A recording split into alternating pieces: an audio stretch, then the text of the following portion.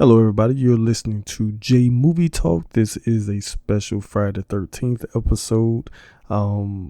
So yeah, I'm fitting this in the middle of sports movie month. Hope you're enjoying what's going on with the sports movies that I'm doing so far this month, and I'll be getting back to it next week as I'll be talking about White Man Can't Jump. But right now, since it is officially Friday 13th, yeah.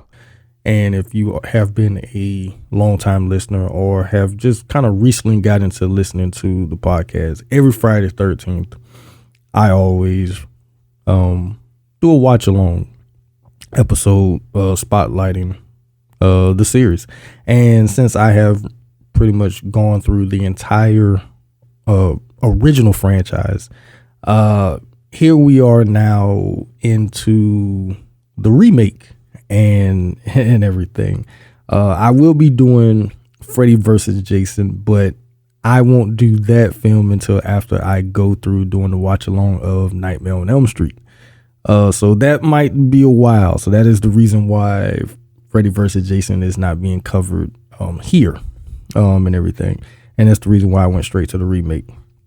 So if you are a fan of horror like I am and have been a fan of the iconic characters, you know that Jason Voorhees is one of the Mount Rushmores when it comes to horror icons and everything. And going back through and kind of watching the series and everything like that, and watching the evolution of the character, because, you know, just like in the original, Mrs. Voorhees is the killer. Jason doesn't exist. Jason doesn't show up until the sequel. To paraphrase Ghostface line from Scream, right?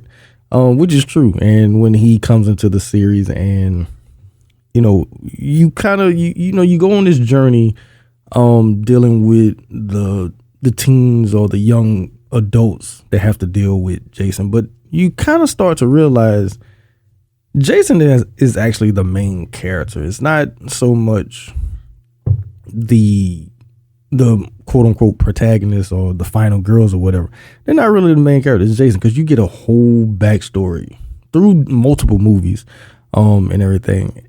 And I would always say that the Friday the 13th franchise is probably one of the more consistent franchises, except for when you get to Timeline, because if you start trying to delve into the Timeline, you will end up like freaking Charlie from It's Always Sunny in Philadelphia with that map, and you got pinpoints and stuff like this just going all over the place, and you looking wide-eyed and crazy trying to explain it.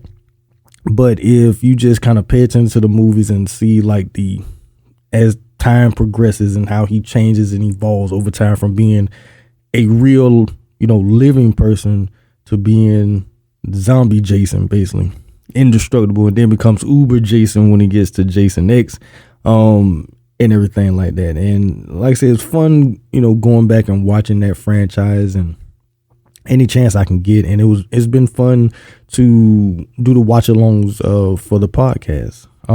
Now getting into the remake, which came out in 2009. So one thing about this movie is the fact that, they decided to remake it. And, originally, just thinking about how I felt about that back in 2009, I was kind of like, I don't know, because I'm such a huge fan of the original franchise.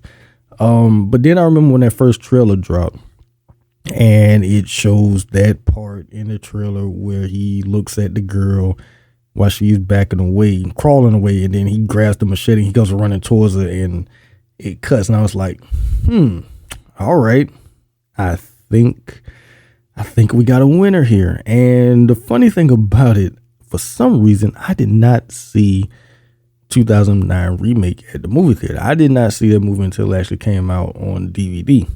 I forgot exactly why I didn't go see it at the movie theater, but I didn't. But it has a unique place within the franchise, because even though it is not a part of the original franchise, it is its own thing. They tried, it's a reboot basically, And I will probably talk. Well, I won't probably. I will talk more about as we get into the watch along here in a little while and everything. But it's a unique movie and everything. And like I say, I'll give more in depth details as we watch through the movie and everything for this episode. And for anyone who's listening, probably wondering, oh, you're doing a little different this time. You usually just get right into doing the watch along for the movie. Yeah, I decided, I want to, kind of talk a bit about the franchise, talk a bit about this movie before we actually get into it, just to give everyone enough time if you want to, sit down, if you got something to eat you're watching and everything like that, give yourself some time to get comfortable, because we're going to be here for a little, hour and a half basically and everything like that, just relax and, get into the horror goodness of watching Jason, do what he does best. So one thing about this movie too is the fact that the tone of this movie is, I won't say it's on par necessarily with the original, because the originals always had like a bit of camp to it.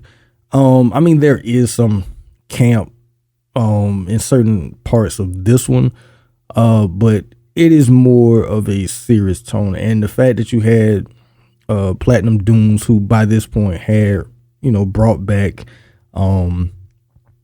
Texas Chainsaw Massacre, and a year after this is when we get the remake of Nightmare on Elm Street. And yes, I say that with a sigh and a little bit of disdain in my voice, if you can't tell.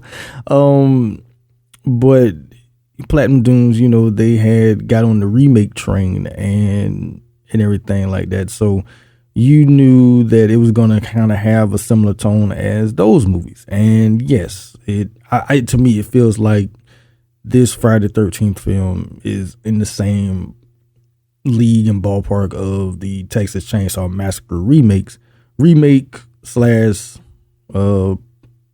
prequel that also came, Texas Chainsaw the beginning and everything. And with this movie, we have Jared Padalecki from Supernatural fame as the lead. It's kind of ironic that him and Jensen Ackles both were in remakes of horror films, both in 2009, that came out relatively around the same time, as Jared was in this and Jensen was in My Bloody Valentine remake. And then you have Danielle Panabaker as well that's in this. And I have some real thoughts about what they decided to do with her character in this, because it's like, I don't know, but it kind of falls in par with something that happens in one of the original Friday the 13th films, but still it's like, I think y'all could have did that a little different. But yeah, this movie, how I feel about it overall, I think it is a solid remake. I do. It is probably one of the better remakes that we got of the horror film, the horror icons from the 2000s that started coming out and everything. The fact that they took elements from the first 4 Friday the 13th films, I think it was cool, but at the same time, I think it kind of hurt and put it in a box, and is one of the filmmaking reasons why we never got a sequel. Now, of course, we know why we didn't get a sequel, because of the whole legal war between Victor Miller, Sean Cunningham, and everything like that. But for me, I feel like one of the reasons from a filmmaking standpoint, you kind of put yourselves in a box in a sense by blending too many elements from the original series into this film. And the modernized version of Jason, I actually enjoy. I think Derek Mills does a great job taking on the the iconic Jason Voorhees. Of course, Kane Hodder is looked at as being king when it comes to portraying Jason, which I think he's good as Jason Voorhees. But like I've said in previous episodes, Kane Hodder is not my personal favorite Jason Voorhees, but I enjoy what he does with the role, and I think Derek Mears does a great job with what he does with the role and bring his own unique,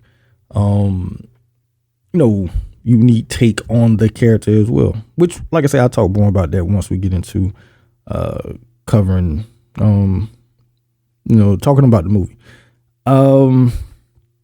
So for me, there have been, like I said, I've done the movies and everything. I've done them, and so if for anyone who might wants to go back and listen to me talking about it, you can find them. They're kind of scattered throughout, J Movie Talk, because, like I say, Friday the 13th. So basically, if you look for Friday the 13th days, if you go back looking for episodes, you'll find them.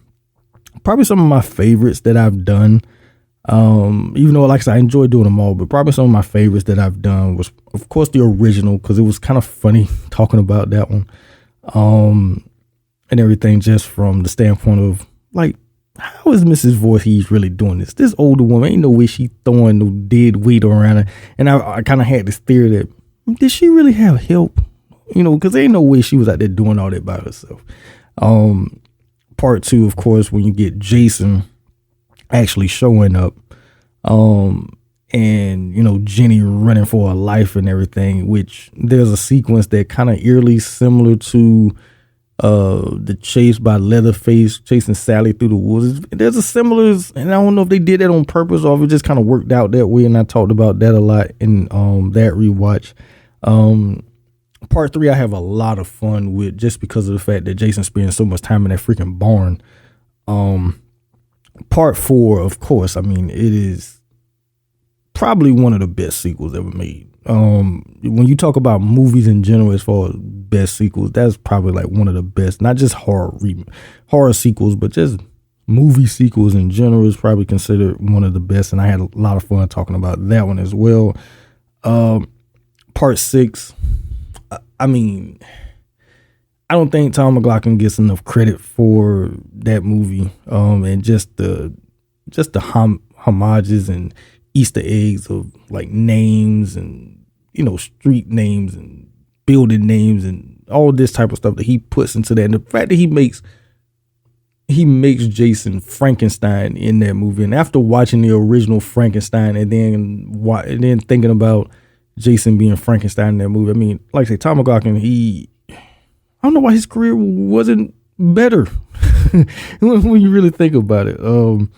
And I can go on and on talking about that, but of course, I have a lot of fun from a personal standpoint with Jason Takes Manhattan, because that was the first Friday the 13th film I saw as a kid, and everything. And then just talking about it, and the fact that Jason is freaking the Toxic Avenger. He's the anti-hero.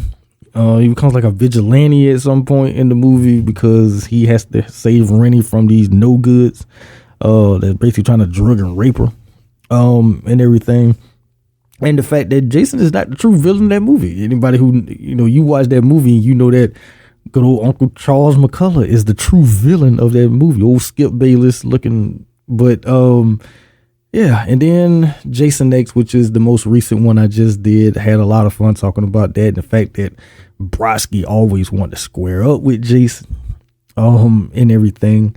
That movie, it took a while for Jason X to grow on me, and like I say, you go back and you listen to me talk about it. I talk about that a lot in that episode where, yeah, it took a while for Jason X to grow on, but once it kind of clicked for me, it's become one of my favorite rewatches. I rewatched them all, of course, but Jason X kind of falls into the top 5, maybe even top 3 as far as me rewatching from the franchise and everything. So yeah, now one thing about this movie too is, well, not just the movie but the franchise overall, is favorite kills and stuff like that. And who knows, maybe one day I might do an episode, maybe for one Friday the 13th, I might do an episode where I talk about some of my favorite kills.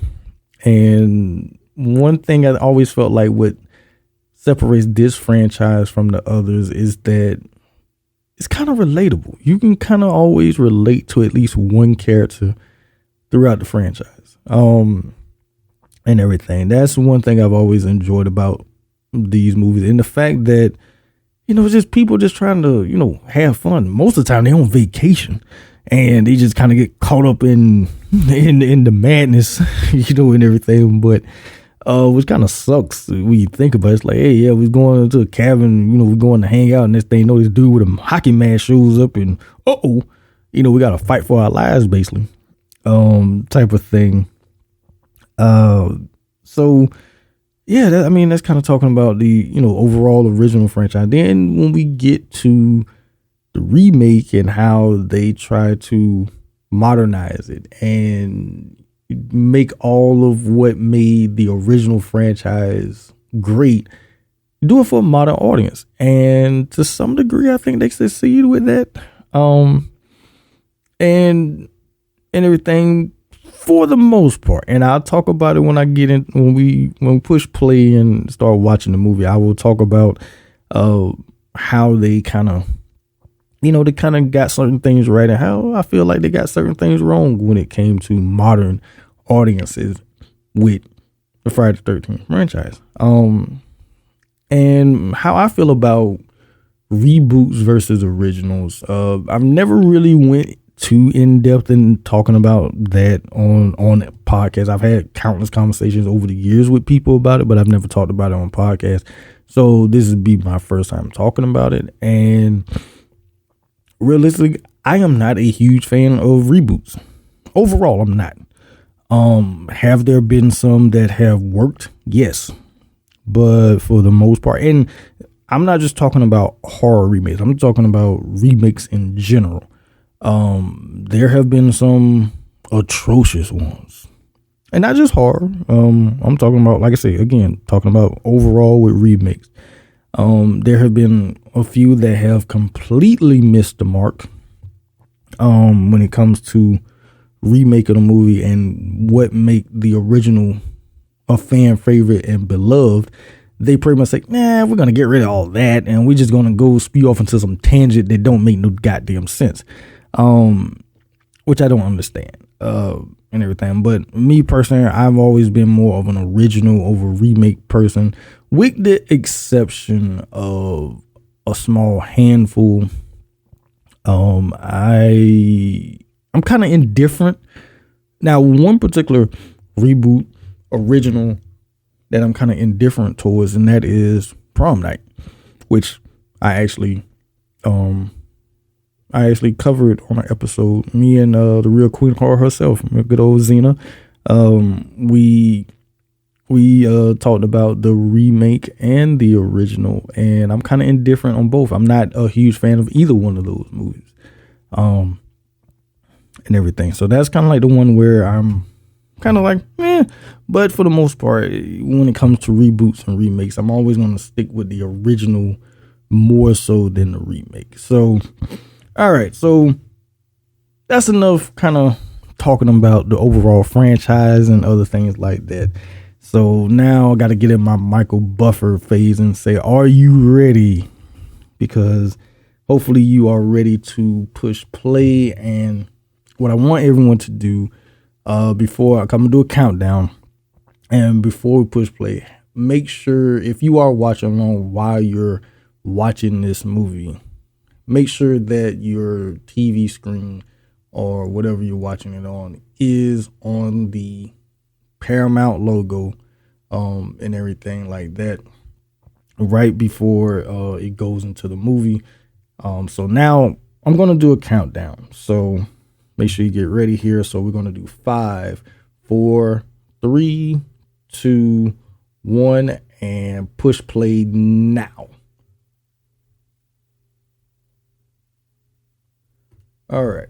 So here we are. We're getting the go from the Paramount to the Platinum Dunes logo. Just to let you know, we are in a new era of Friday the 13th and everything.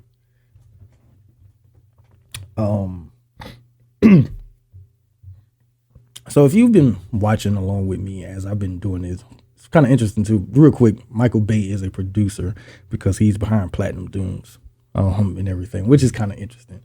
Now the movie kicks off with, we go back to Crystal Lake, and I'm assuming that this person is supposed to be Alice, even though we don't get a name, but clearly it's supposed to be Alice because we get a quick thing of Mrs. Voorhees and everything with this young counselor. And you know what? When they said originally that they were going to be remaking Friday the 13th, I kind of thought that's what they was going to do. They were going to, it's going to be Mrs. Voorhees as the killer. But this is the only portion that we get of Mrs. Voorhees in this film, which is kind of bad because I think as the series kind of went along, the original, you forget about Mrs. Voorhees a lot and everything. But it would have been cool if we would have got a full remake with her, and now we're getting the standoff and everything. She's pleading and all this type of stuff, not realizing that this girl, there's the machete, and well, that's all you get of Mrs. Voorhees. Thank you for your TED talk, and now you're beheaded. And I mean, this beginning part does kind of set the tone for the movie, to a degree. But I always was one of those people who's like, man, it would have been kind of cool if we would have got a full remake, where it turned out that Mrs. Voorhees was the killer, and there's young Jason, he sees, why is mommy body over there? Her head's over there.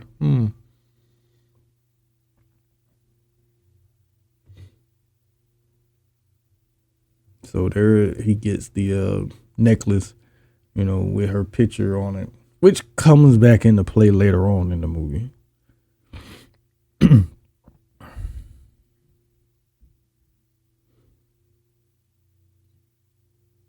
Like I say, they put a lot of effort into this opening, which, you don't really get a lot. And it's like, well, damn, if y'all put that much effort into it, why couldn't we get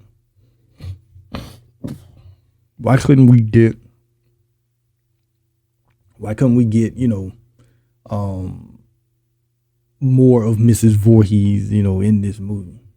But we get what we get. So we transition from that to our group, which is interesting because you transition from the ending of a story to a group that you're thinking, this is going to be the main group that we're going to see throughout the movie.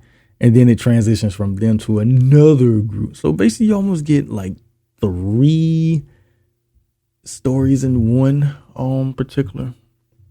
And I mean, I will go right off the bat and say that this first group I actually like better than the second group that we get. Because this first group of friends feel like a group of friends that you would have got in the original series and everything. So the fact that they're, kind of going around Crystal Lake, and that by this point, Crystal Lake is known for, hey, there's a legend around here, type of thing, which always kind of sucks that we don't have the crazy Ralph type character here. I guess the dude that was working in that barn or whatever, he's technically like the crazy Ralph to a degree, but it would have been cool if we would have got a real crazy Ralph instead, and everything. So here we have Whitney Miller and her friends, and you got an interesting group. Wade, of course, he's with this whole thing about this map and this GPS trying to find it, because basically they're looking for weed. and everything. And the whole running joke is that Jason was just protecting his weed. Jason was protecting the weed farm out there. That's basically what he was doing.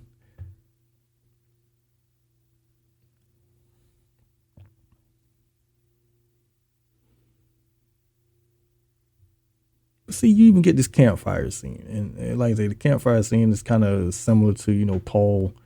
You know, I don't want to give. I want to tell you guys about Jason, and then get kind of gives the story sitting around the fire. That's what this scene always kind of felt like to me. Like Whitney, like I don't believe that shit.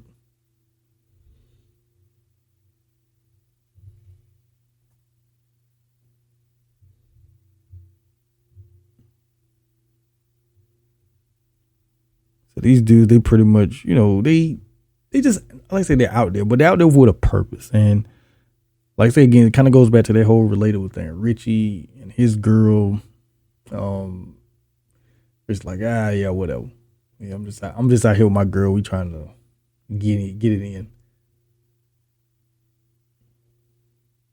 Like I say, you got a nice little campfire. Everybody just kind of relaxing. Richie and Wade, they kind of arguing about stuff, and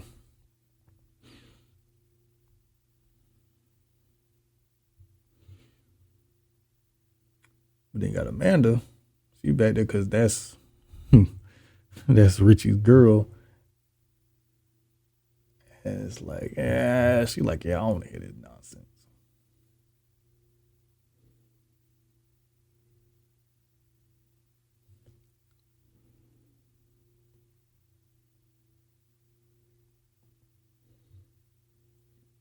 Yeah, so they go off on a walk, which leaves. And what's funny about it is the fact that Wade is the odd man out here because Richie and Amanda are together. Uh, Whitney and Mike are together, but Wade ain't got nobody. He just out there, and then he kind of realizes it when Amanda starts kind of seducing Richie, and it's like, oh, so they go walking off. Because to me, Whitney kind of feels like a combination of Jenny, Chris, to a degree. It feels like a combination of the two of them, to a degree. But then they throw elements of, by her being the sister, so they throw that part in there as well. But as far as overall character, because like I say, with the fact that they took elements from the first four movies, so I will point out, at least for me, I will point out what I feel are elements that they kind of sprinkled into certain characters and as far as plot points.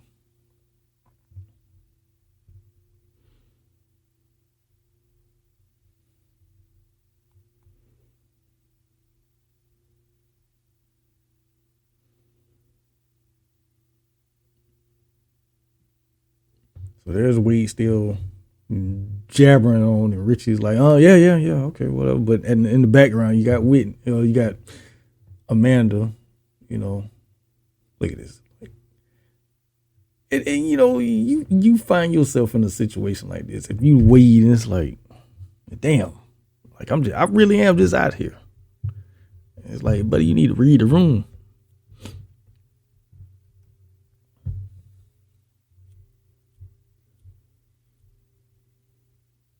And look at Richie. Like I say, Richie feels like a character, like really from the original series. He would have fit in perfectly with the group from part 4.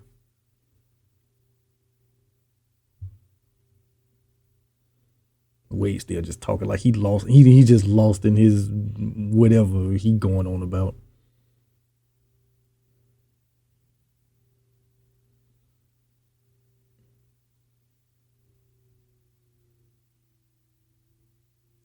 So Wade gets the message like, yeah, it's time for me to go. Like, yeah, y'all be good.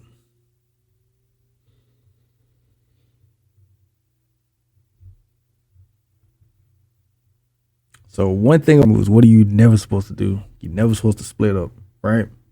So you got You got Whitney and Mike. They didn't split up and went off together. You got Richie and Amanda. They off together. Now you got Wade roaming around by himself. So, yeah, nothing crazy that will happen here, right?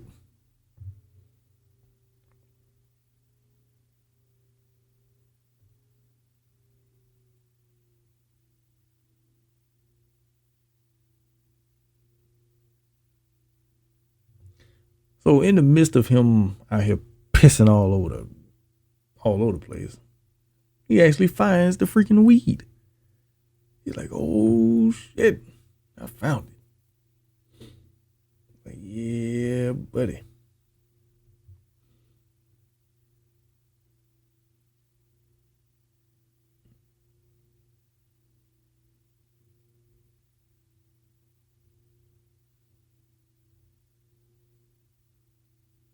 And the most interesting thing too, I like the fact that the way they introduce Jason isn't in a over glamorized way. Is basically, oh, wait a minute, wait. Yep. So, yeah, thanks Wade, thanks for coming. But yeah, I like the fact that they don't introduce him in an overly dramatic and glamorized way. He just pops up out of nowhere. It's like, what the fuck he came from? Like, what the hell is this? Even though he kind of looked like Cropsy from the Burning in that shot where he just standing there, got that mask on.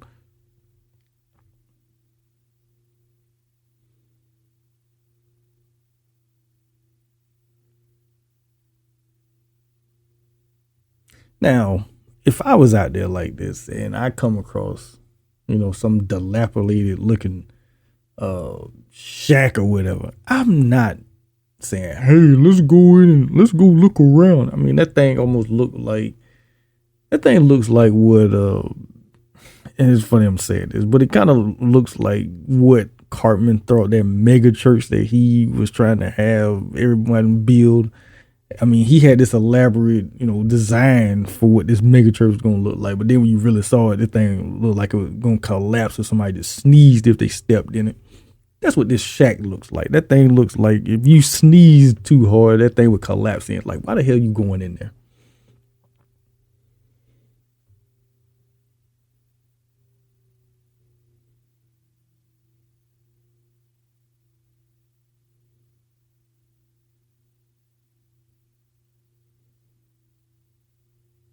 And then too, I like how they don't overtly give you too much backstory regarding Jason, or anything. Just know, like, okay, this is where he lives, and just by looking around, you will see little things.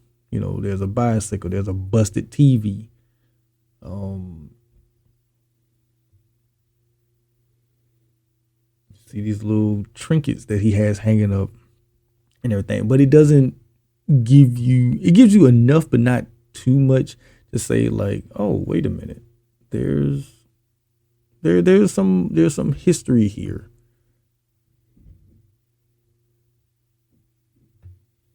And then they find the locket, the same locket that he got from his mother. So find the locket, and actually that is what pretty much saves Whitney's life. Even though I call bullshit on that, and I will talk more about that when we get to that part. But this locket saves her life.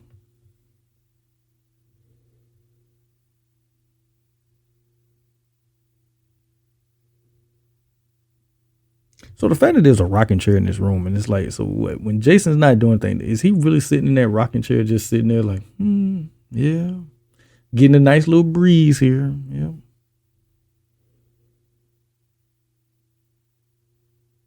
And then there's the bed with Jason's name on it.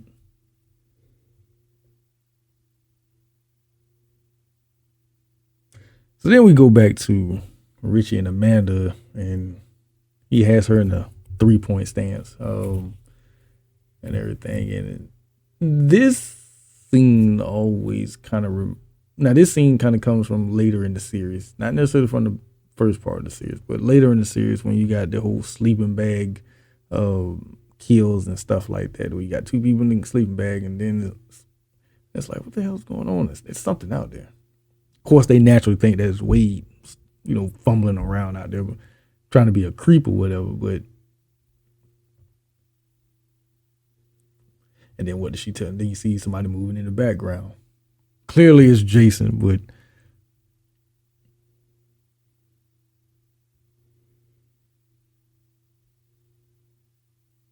good God, like, all right, man.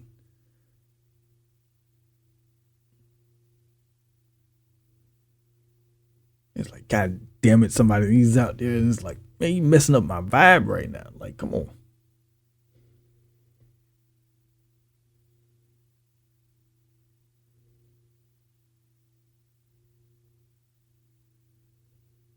But I will say this though, that I do like how this movie shows you more of how Jason is very cunning with what he does. He doesn't just go in for the kill in a lot of cases. He actually kind of plays with his. He's a real predator. He plays with his food before he attacks, and that's what he does here because he's just giving them enough, to where, okay, what is going on? Let's split them up now. So of course Richie storms out, and of course he's pissed right now.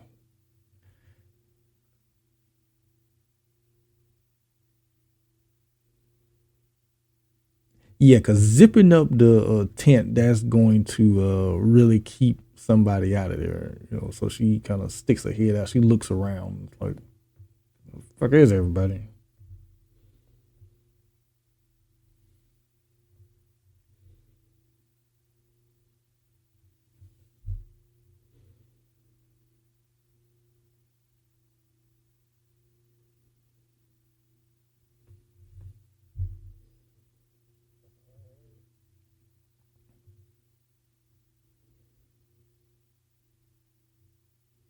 Now let's say if it really was Wade, like looking like spying on them or whatever, and then he found out. If I was Rich, I'd have beat the holy hell out of Wade.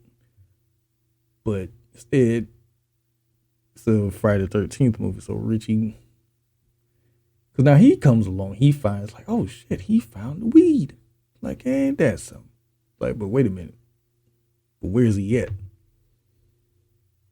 Find his glow stick, and he finds, and then damn, there's my friend dead.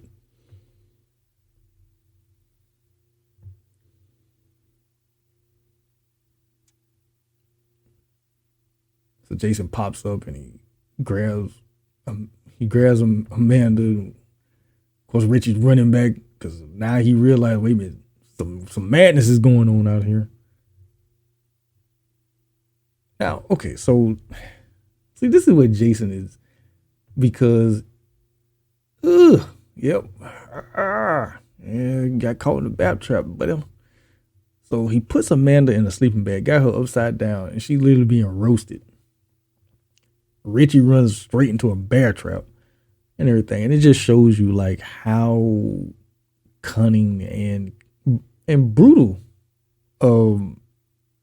Jason can be. And this, like I say, this version of Jason fits in very much so with the Richard Brooker, Ted White version of Jason, because for me those two were like the cunning and brutal versions of Jason, like how they would just kind of stalk and kind of play a little games. And I'm talking about human Jason in that regard. So while they're basically having the worst time back at the camp, we go back to Whitney and Mike,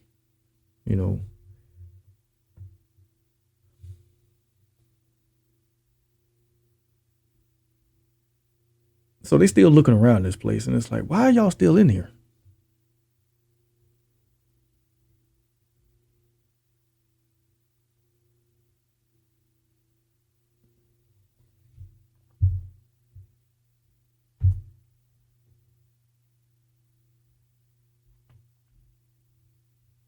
So it's like, what the hell's in that hole? I'm like, I'm not looking in that hole. Like, what you got? What do you mean?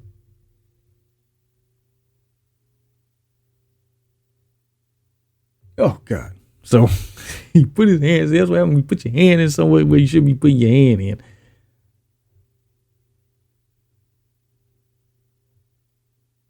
Now the question is, how is Jason getting back and forth so fast? How did he get over there to the camp and get back over there to his house so fast and close that door? It's like, oh, somebody's there. And it's like, yeah, see, technically, well, not technically, actually, y'all in the room because y'all in his house and everything. So yeah, Jason can kind of do whatever you want. And yep, like he's doing right now. Here comes the machete, starts shanking through the floorboards. And then you find out in this movie, okay, there's tunnels. He has a whole tunnel system underneath the ground, and that's how he gets around the camp so freaking fast. So they explains that here, but that is no explanation for how he gets around in the originals so freaking fast. Because they never say anything about a underground tunnel system. Oh, well, might have got stabbed in the leg, stabbed in the hand, foot, whatever. Is in the hand is like,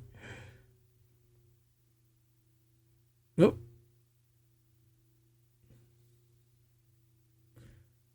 Jesus. Like, see, I mean, I know it's a flight or fight situation, but somebody like this, you got to try to kick him in the face or something. But instead, he gets pulled down to the hole, very reminiscent of Hudson and Aliens. And then Whitney. I would say this, Whitney does start booking it.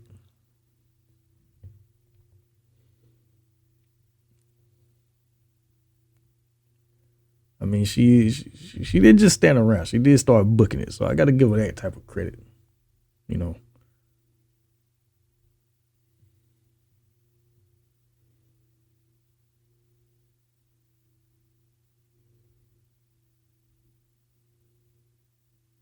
And that's when we find, Camp Crystal Lake. So Whitney gets back to the freaking camp and she says, oh my God, what is this? So Amanda is done. There's Richie basically hurt.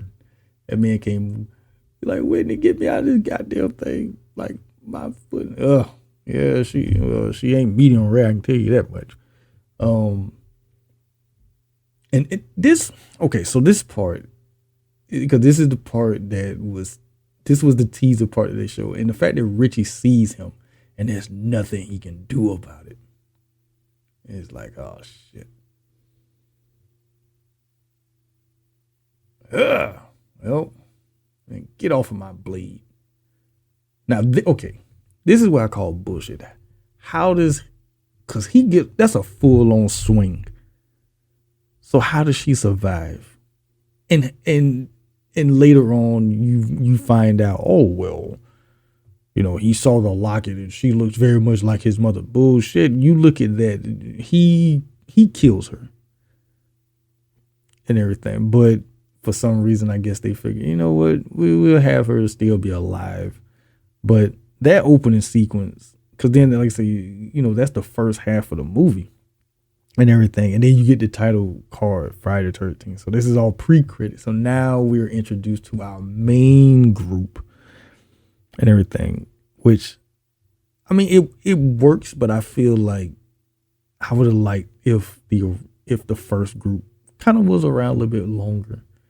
Because this second group, and I mean, look at Trent. Trent looked like he could have been related to Melissa, Tamara, and even McCullough, because he just has that way about him. Like, yeah, I'm rich, and I'm doing y'all I'm basically doing a charity for y'all, basically. Because it's like, how are they friends? It's like, how are they friends with this dude? So they stop at this corner store, and this dude, that's the attendant. I mean, he looked like he could have been a part of the Texas Chainsaw Massacre, really. And he got Chewy. Look at him.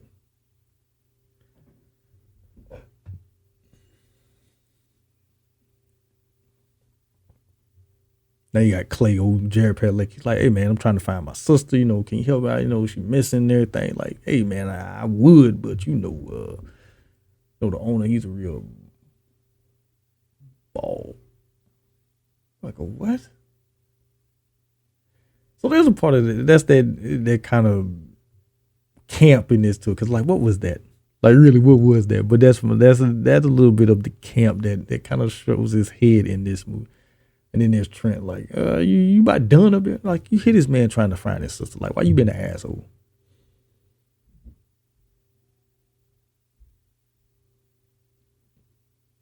You okay, bro?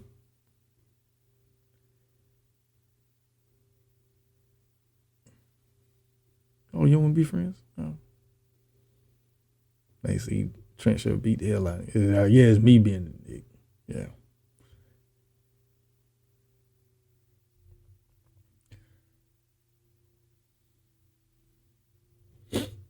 And Clay like, yeah, all right. So Clay basically is Rob and Whitney is Sandra. And I like how they just threw that in there where he basically put one of the missing flyers on the back of the truck like that.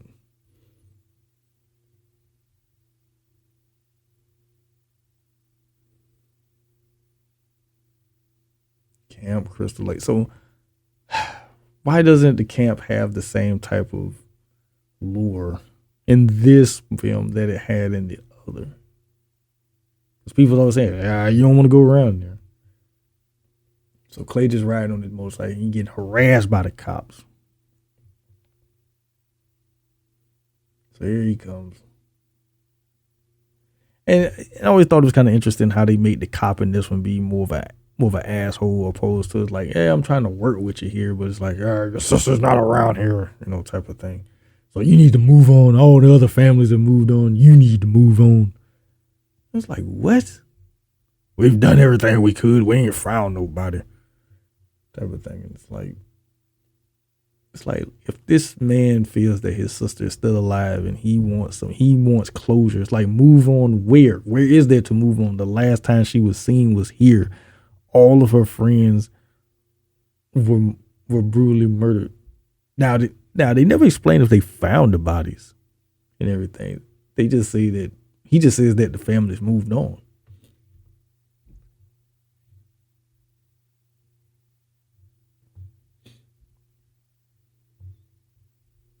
And maybe she just ran off. It's like, well, our mother was dying. Like, that's not my, if you know, that's not my sister.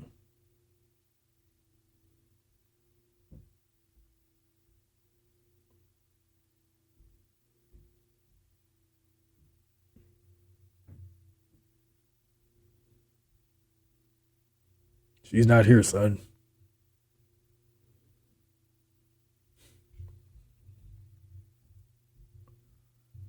And like, I'll be seeing you. Hint, hint.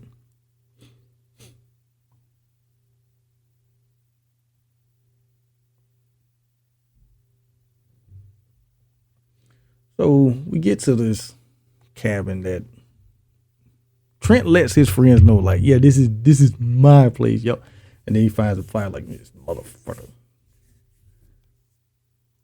But he lets his friends know off rip, like, this is my place. Now, like rap.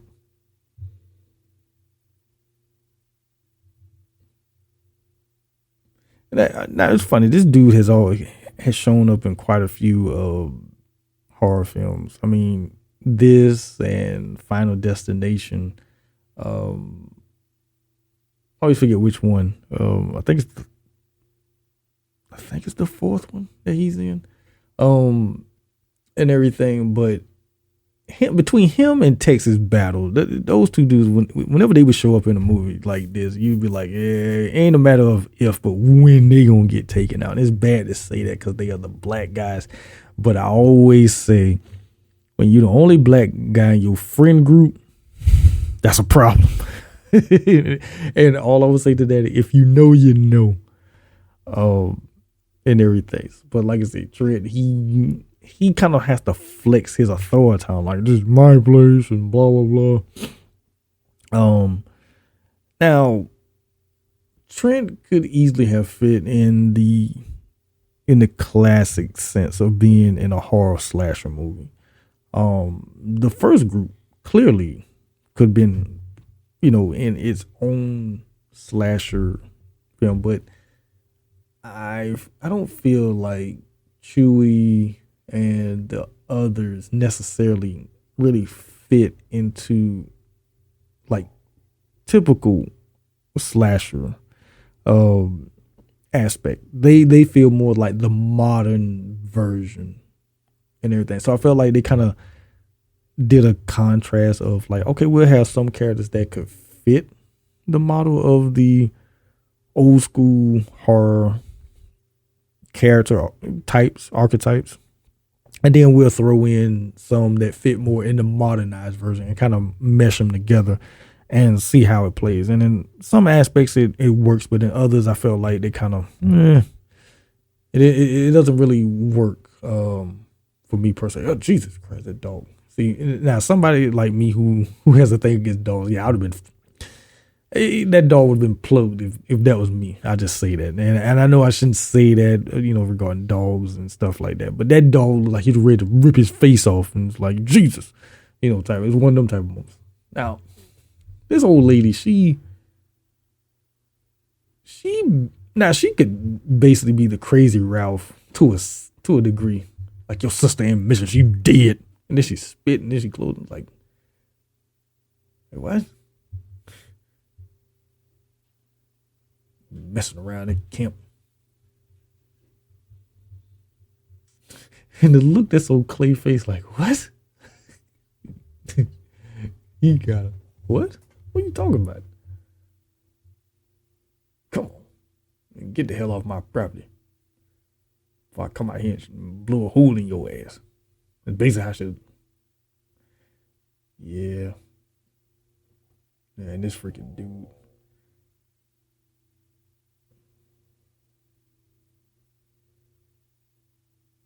So this is what people do when they get some time. They basically say, you know what, we're gonna go out to a camp and we're gonna do goofy crap. We're gonna get pissy drunk and have beer all over the place. Like, take this outside.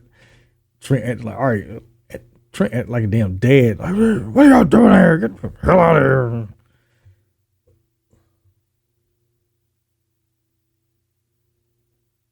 So one thing that's always funny about characters like Trent is like, how do they always have the girlfriend that is so nice and this, that, and the third? And it's like, if this was real life, the girlfriend would be right along with what Trent's got, what he has going on. Because it's like that stereotype of, the alpha male type character who's obnoxious and everything like that.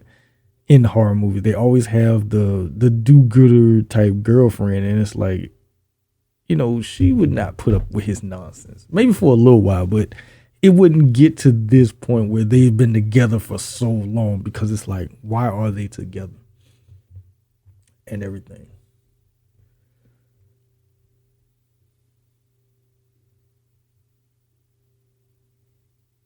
So we had to incorporate the infamous barn, because like I said, if Friday the 13th Part 3, the infamous barn that Jason hangs out in for over half of that movie. I mean, the majority of the movie takes place in that barn in that movie.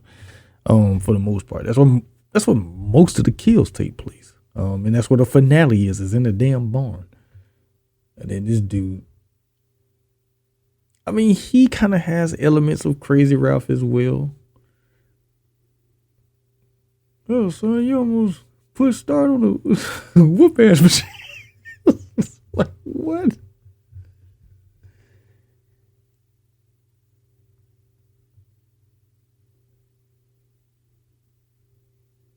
On the whoop ass machine, boy. It's like, what?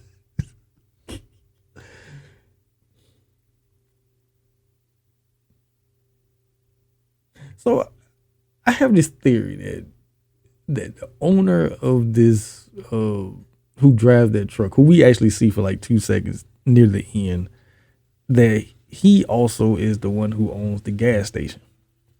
I can't prove, but I have that theory for a reason, because it's like, well, how many people own stuff around here? Because it's like there's stuff just scattered all over the place, and it just seems like, well, he's the owner of this land and everything like this, but yeah, I always kind of feel like he's the one who owns the gas station.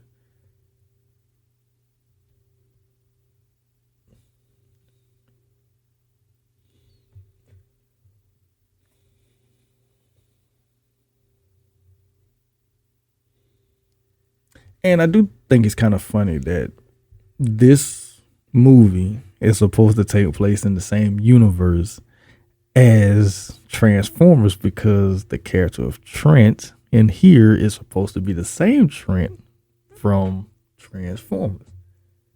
The hell is he doing? I don't think that was part of the script. I do not think that was part. I think that was just something he was doing because the way they all look like don't touch my boat. And he's like, nah. And the dude kind of looked like a young Owen Wilson.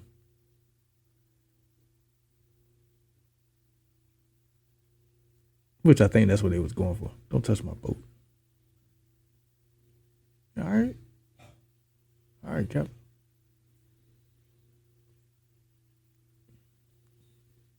And why is this man driving like a madman in the woods?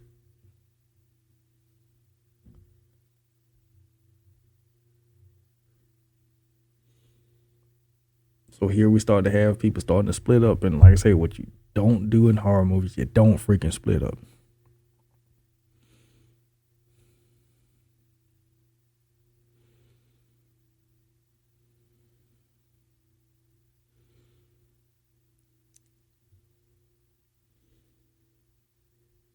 So look who shows up at the cabin.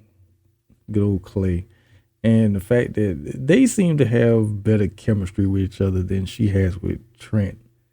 And then it just kind of like, well, why did she necessarily have to be with Trent?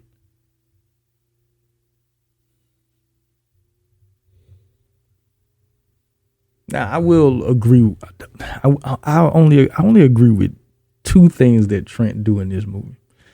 One is when like, what the hell are you doing in my house? Like, what the hell are you doing here? In my house. Wow. Okay. And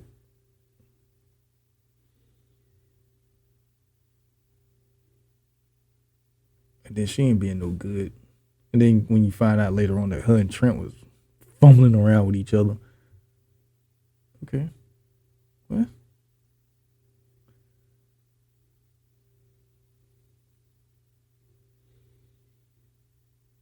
Like no offense, bro, but this is it's a private setting.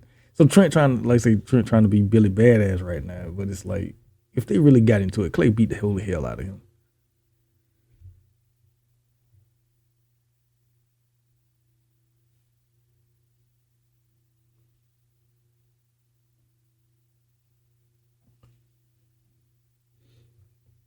It's like, wait a minute, where are you going?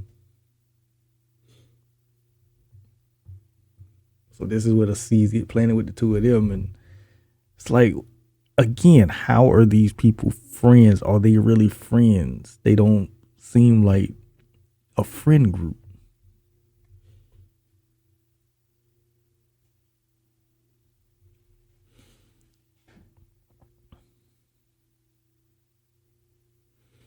But then again, I guess that's something that, kind of goes in with where we were in the 2000s, where you just kind of had people that were quote unquote frenemies more so than an actual friend group and everything. Because, like I say, they do not feel like a real friend group. And like if this was real life and they were all together, I don't think that they would be actual friends.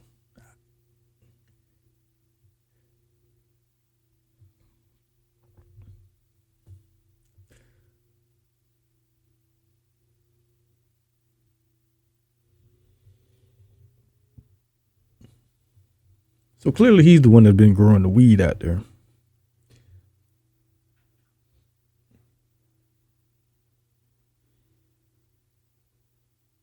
Now, this does fall in line with, aspects of what you would see in some of those like this. He with the damn magazine, he licking the paper. And the fact that he's reading Hustlers, like Hustler. Like the hell? Who the hell was still reading Hustler in 2009? But all right, I guess. But then again, he got In the Woods, and that's the only material he got. So,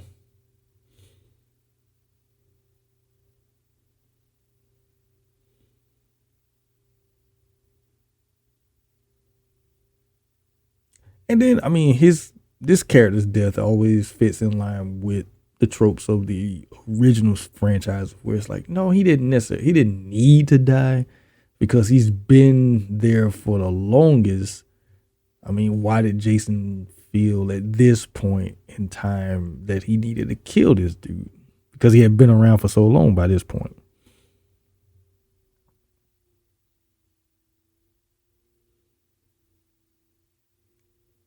But then at the same time, it's like, well, since we didn't have the hockey mask with any of the other characters, like, well, I guess he has to find the hockey mask here in this freaking barn.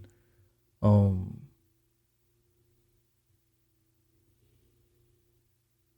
and then too, it kind of furthered the theory: did he kill him because he felt there was that he needed to kill him, or did he kill him because he was smoking the weed?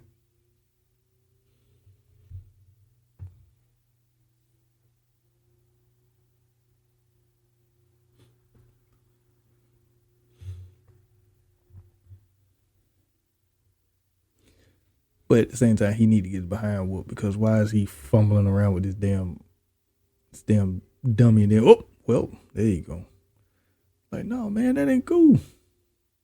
At least he was trying to fight. Oh my god, like, that ain't right. So Jason face it like, man, that ain't right. Oh. Yep. Well, now he had to paint. And it's like, oh, what's this? Like, damn. Like, fuck my mask up. Oh, wait a minute, what's this? This looks cooler.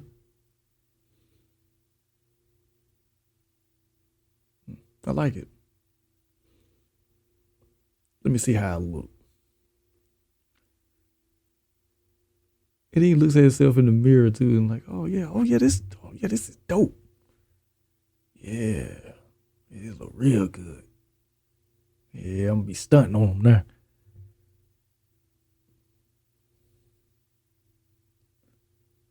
So Jason gets his iconic hockey mask. Now, of course, it's very much different from how he got it in the original part three, in the original franchise in part three. But I think it still serves. I think it would have been nice if they would have kind of left it up to as a mystery, similar to how it's kind of a mystery when he gets it in part three, um, and everything.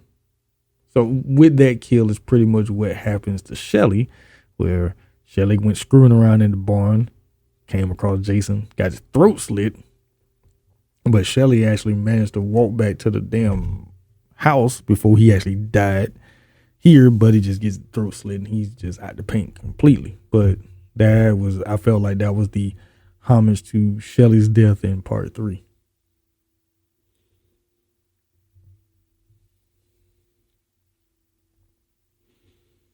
So Clay and Jenny's out here, and the fact that her name is Jenny, I thought was a nod to Jenny from part two, even though it's spelled different, but it's still same name. But she's out here in the woods with Clay, and like I say, Trent is wrong, but he's right at the same time. Like, you left me to go roaming around in the woods with this dude.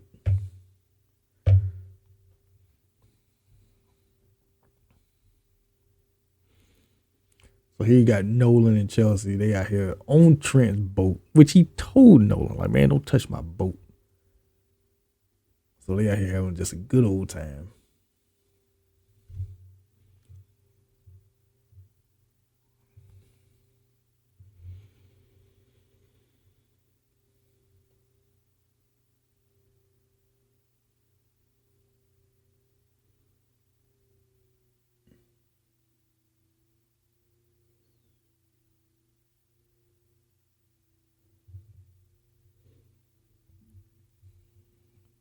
So they in here playing these damn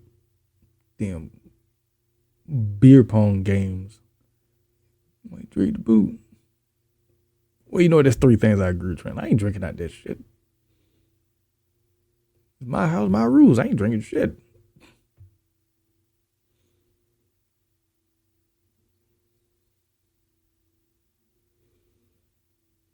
Ugh.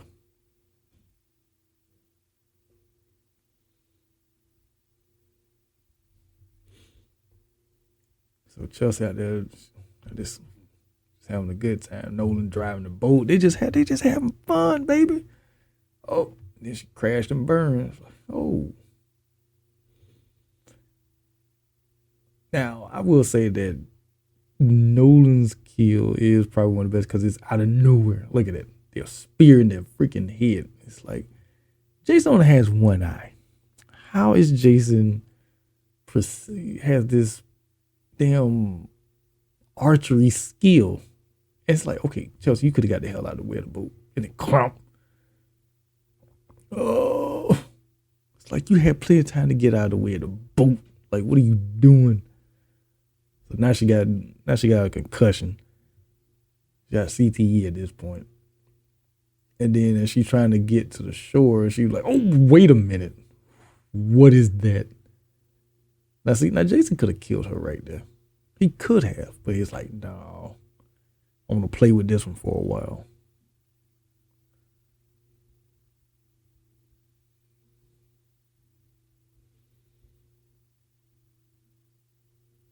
Like, bullshit. I'm not going over there.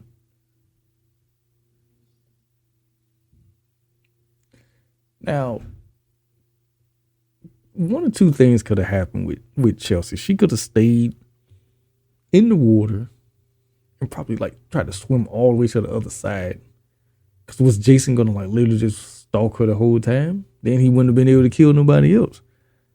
Right? So, but I mean, with her, but like I said, this is what I talk about with Jason here, where he just literally plays with his food because he didn't have to do that. He literally just is there stalking her the whole time, but he could have killed her with the arrow just like he did Nolan, and she would have been even an easier kill because she was right there. Plus, she hurt.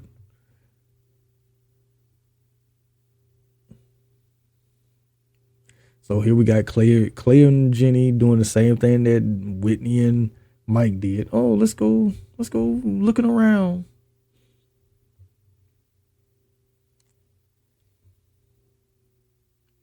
So this is the Camp Crystal Lake and everything from the very, very beginning.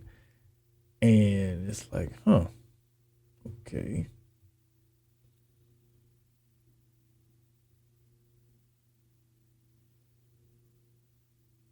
So we go back to Chelsea and she's scared to death and there's Jason just stalking.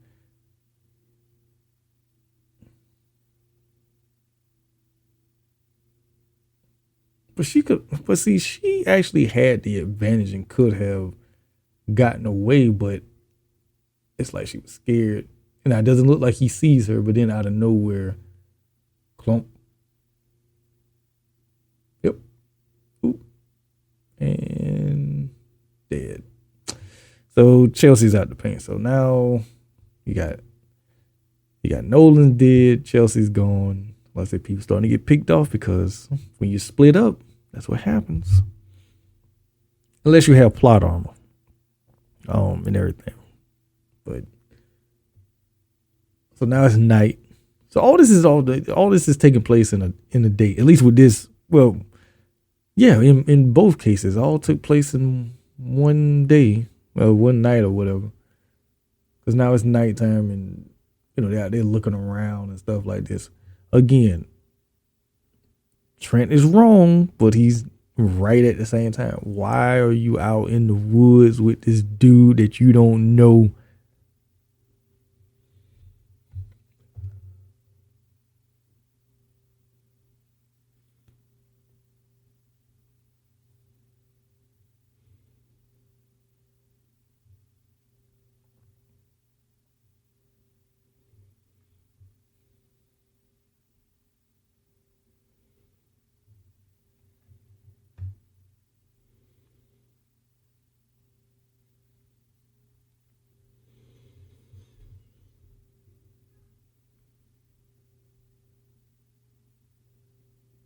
Yeah, what's that? Chicken bones? Um, so, um, so again, we have characters that are kind of investigating, and through imagery, we pretty much get, you know, a little bit of the backstory and stuff like that. Nothing is fully explained. It's just through certain imagery, burned up doll, um, and everything like that, which I thought was interesting that they didn't go out of their way to over explain anything regarding this remake. And I actually kind of like that, because usually with certain remakes, they would want to explain everything, but here they don't. So they hear something like, "Oh, let's get out of here real quick." Like Jason, like, "Yeah, I went out hunting, and now I'm bringing back some meat." And this meat that he's bringing back just so happens to be Chelsea.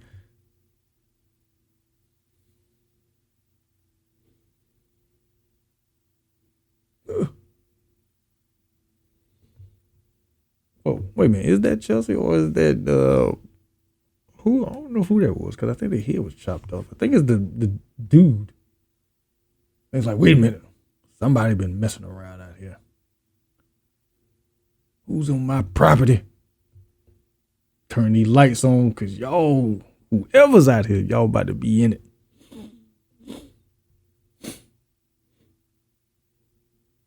Now he pissed. This is my land. I know y'all out here. I'm gonna find you. And when I do,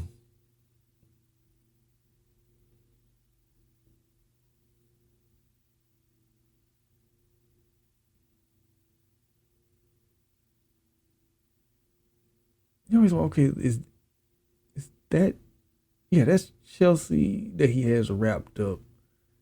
And then that's the dude from the barn that he's dragging. So he chopped his head off. And what the hell was he gonna do? Was he eating these people? I think we are we sure that this version of Jason is not an extended family member of the family from Texas Chainsaw Massacre?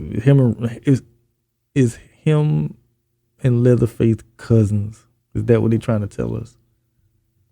That would explain certain things. So now Clay and Jenny running for their life out here, and he still got this damn. So okay, so now we get more into the lore of, oh well, this is how he knows when people are in, because he got, bells set up all around. And then we find out, oh, Whitney is still alive. She's been held captive for whatever reason.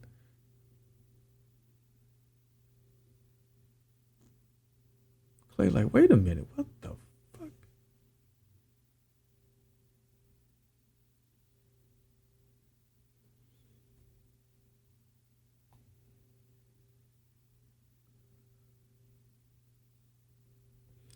So, like I said, I like how they explain. They don't overtly explain, but it just lets you know, okay, he has a whole tunnel system, and he has these bills set up around the camp because he spends most of his time on the ground, and that's how he knows when people come around, and that's how he's able to maneuver around the camp the way he can.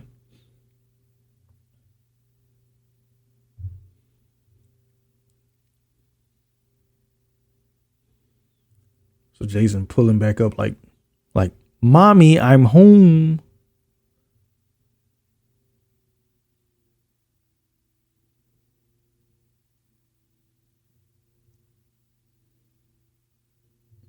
Like, he comes back like, "Look what I got. I got dinner.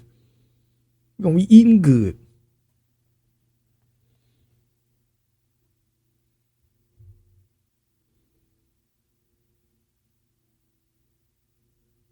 I mean, but that has to be a stressful situation. Like, you got all your friends brutally murdered, and then you survive, but you get taken captive, and then you gotta watch this dude basically go out, kill people, bring them back, and then mysteriously bring you some food after he done brought these dead bodies back, and it's like, are you feeding me these people?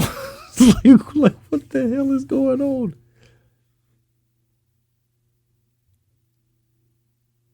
But I will say this: Jason is very resourceful. The man is a hunter. Look at this; he's sharpening the machete up.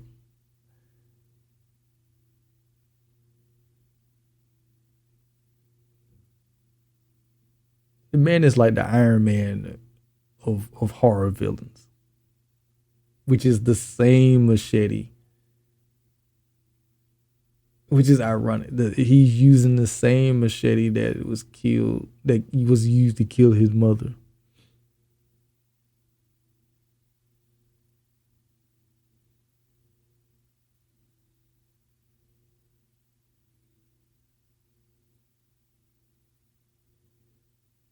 Now he kind of crashing out right now. Having flashbacks, PTSD is real, so you having PTSD flashbacks, which which is scaring the hell out of her, which rightfully so. She should be scared because like then he all up on her like, wait a minute.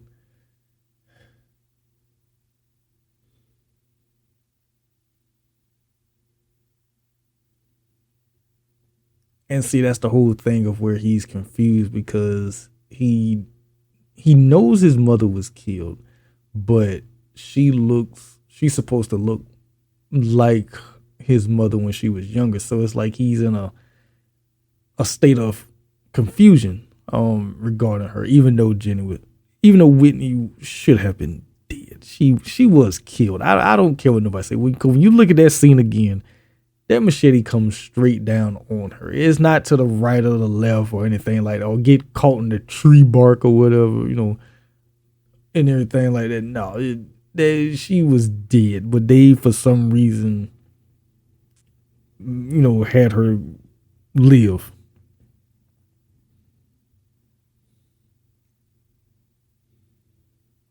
So she looks at the back like, wait a minute, Clay? Like, well, at least somebody's trying to find me.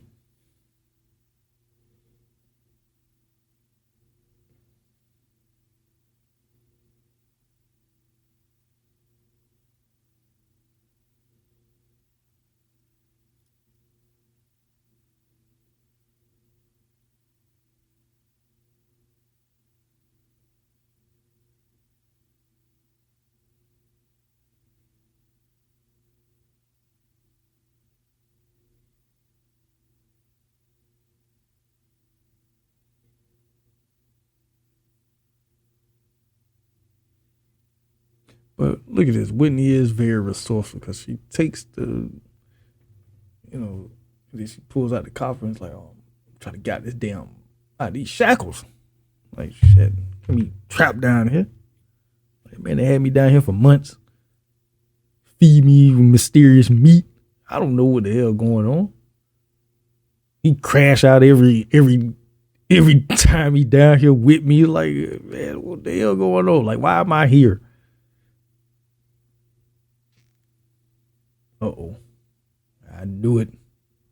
Like, oh, y'all the motherfucker that been roaming around my property. All right.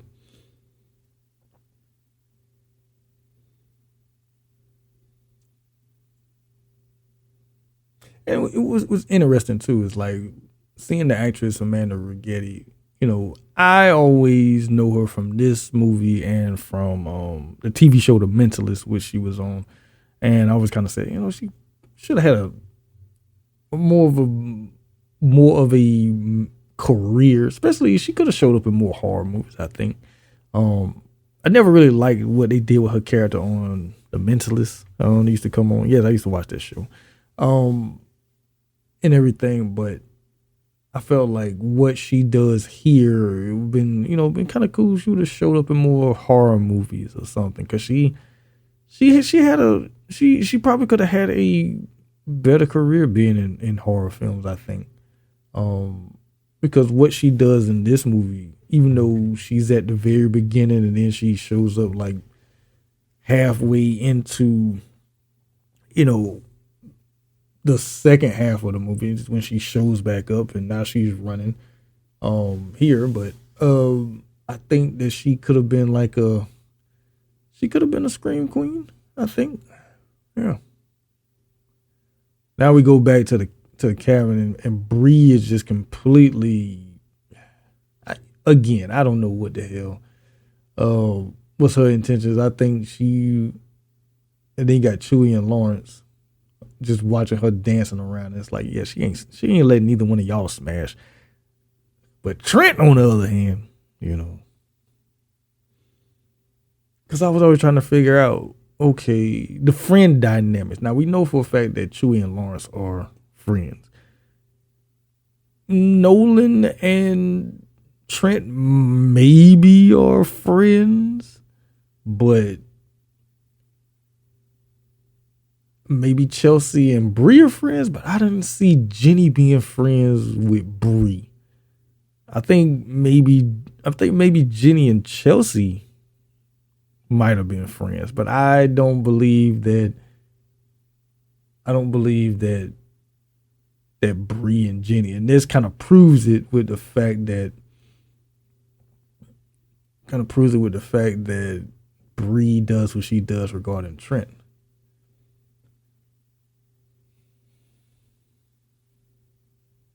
You blow. The boy Chewie is in a blender.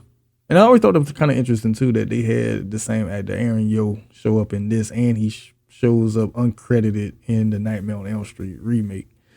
Clearly he's not the same character, but I just thought it was kind of cool, like how they would have like certain actors from one movie show up in another. Henceforth, like in this, the old man that's the truck driver, that's the owner of the business and may or may not be the owner of the gas station. He looks very similar to the old man who's supposed to be like the uncle from Texas Chainsaw Massacre remake and everything. So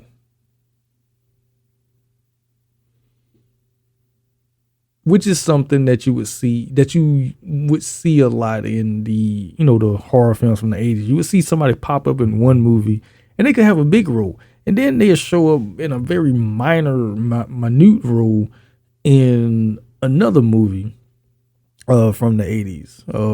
Perfect examples of that would be someone like a Linnea Quigley, who would show up, as an unfortunate victim of Santa Claus in Silent Night, Deadly Night, but then she would be a victim, a sense too, in Savage Streets because she played Linda Blair's sister.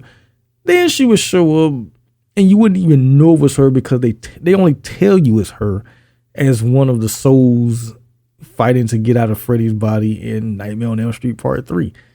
And then she's in Return of the Living Dead and all these other types, but she's one of those types that would show. You could almost say that Linnea Quigley is like the Dick Miller of Scream Queens in a sense. And for anyone who know who Dick Miller is and get that reference, yeah, kudos to you, right?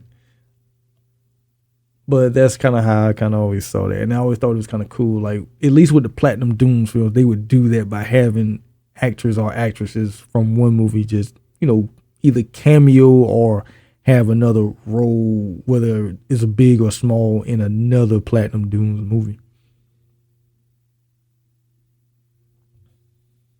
Now we got Trent and Bree. They pretty much, and it's bad to say this watching it for this. Is Trent really in the wrong here as far as what he's doing with Bree, with the fact that Jenny is out, unbeknownst to him, fighting for her life to survive, but last time he saw her, she did leave the house with Clay. Is he 100% in the wrong? Now, I'm not going to judge it or anything like that, but if you look at it from his perspective, and I hate trying to look at things from his perspective, but because I feel like Bree is more in the wrong here than Trent. And I know that kind of is like, oh, why are you blaming the woman? Well, like I said, who actually are friends here? Because if she's Jenny's friend, then she wouldn't have been plotting to get with her boyfriend all this time, or or if they were friends, did she become friends with her so she could get to this opportunity, or had they been cheating behind her back, even before they got to the cabin? We don't know. I mean, because both of them are wrong, but Bree had ulterior motives from the moment they got to that freaking house.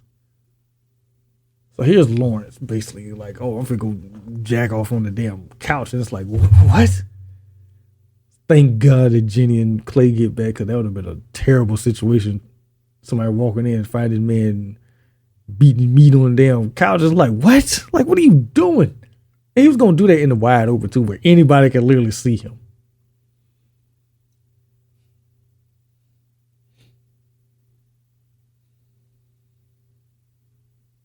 Yep, phones did. Like, what? Man, they upstairs. It's like how I said, like kind of casual, like, oh, Trent and Bree, they upstairs. Huh? But you ain't thinking about that. She ain't thinking about that right now because she knows, like, look, more pressing things are issuing. So they getting it in. Okay, so here's a part of that camp thing of where basically, and they filming the damn OnlyFans. I'm like, what the hell they got going on? So this is part of that camp that I was talking about, and this fits perfectly in line with stuff that you would see in the original franchise. Trent, open the goddamn door. It's like, how he don't realize that's his girlfriend out there?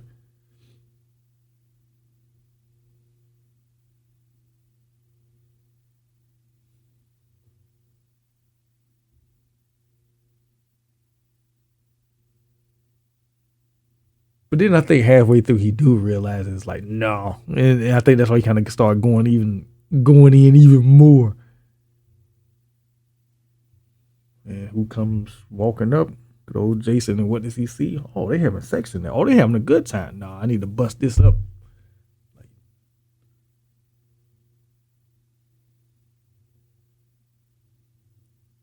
He's like, bullshit. So instead of going crashing in the house, he decides to go out there and screw around with Chewie because Chewie left the group. So again, like I say, in these type of movies, don't separate. Now, why is he out here just being a damn nuisance?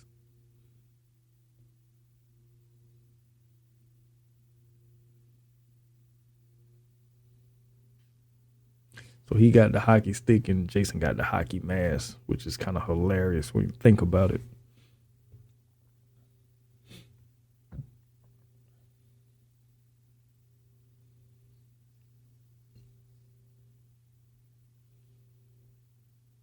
But one thing I didn't like is the fact that they just had Chewie being real, just being a real nuisance. Because, okay, if there wasn't a killer, like, why are you out here destroying this people property? Like, what are you doing? Oh, and I always like this, like how they just show Jason through the flickering light. Like, you want to, it's like, oh, this goalie, you want this hockey stick? Like, all right, dude, I'm gonna go. Hey, man, what?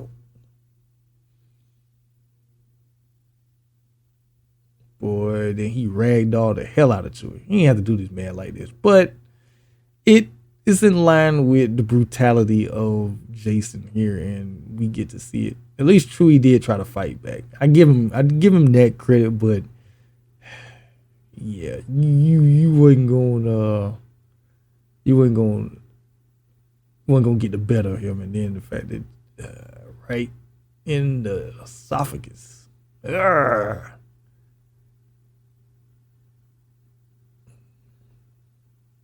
So, like I say, that's something I like about what they do with this movie. They don't shy away. I mean, it's brutal, and you feel his pain. Look at spitting up the blood. Like you feel it. Not true. He's dead.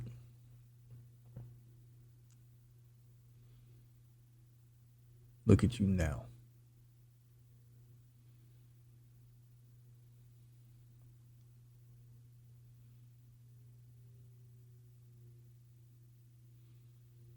So Whitney's still running out there in the freaking woods. Trent and Bree still in here smashing in the room. This scene always reminds me of the scene with Court and the girl in the camper with the song playing in the background. It kind of reminds me of that.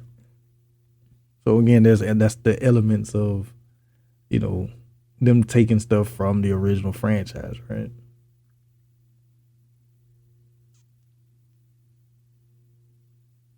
Man, damn, she ain't got rug burn? Jesus.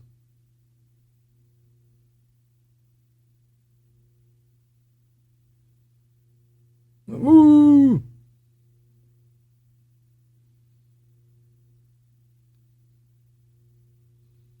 Oh.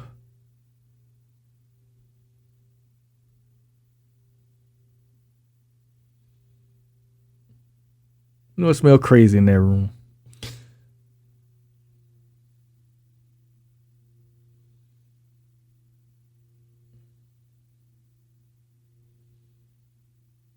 Now the lights going out.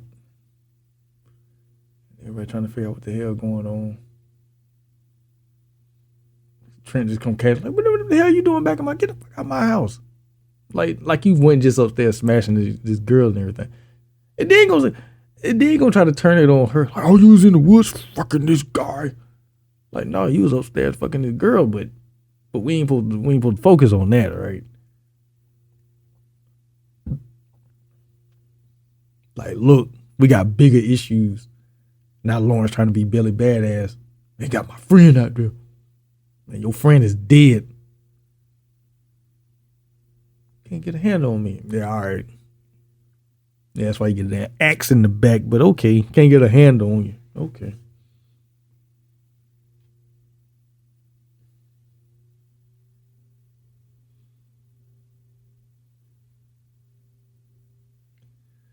The kind of quote Otis from The Devil's Rejects. Like, we're talking about heroes, because why is Lawrence trying to be a hero, right? Trying to be a freaking hero. This man, they telling you there's this dude out here killing folks. Oh, my friend is out there. Let me go try to find and save him. Man, I've been like, well, look, I'm in here with y'all. He ain't in here. If he alive, he alive. If he dead. But I'm not going to go out there trying to be no hero.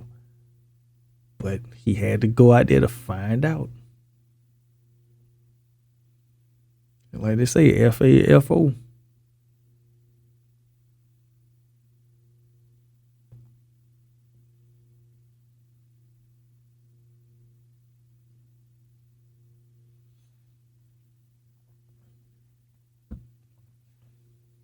So he goes out there, he's looking around. And like I say, these two, Chewie and Lawrence, are the only two that you can actually say, yeah, they actually hung out together. Yeah, they were cool with each other. And everything. Those are the only two. Everybody else, I'm like, I don't know. So he had to go out there and fight. What the hell is that supposed to be like? Is that supposed to be like Iron Man, Captain America's shield? Like, what the hell is that?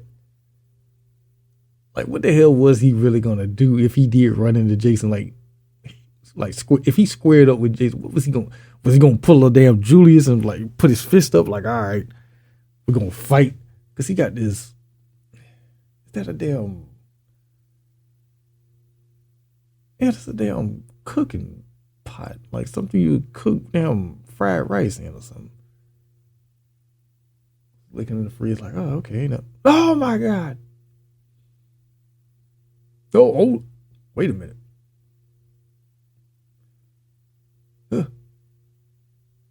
Well, like you said, you can't get a shake off. Stop playing. Quit playing. This is pretty much what he. Oh. Stop playing. This is always gotta imagine because he is running. I mean, the only problem was he was running in a straight line, And like Otis said, by being a hero, yes, right in the back. Yeah, he shouldn't have been running in a straight line. You Trent, like ain't nobody out there. Then they hear, oh, wait a minute.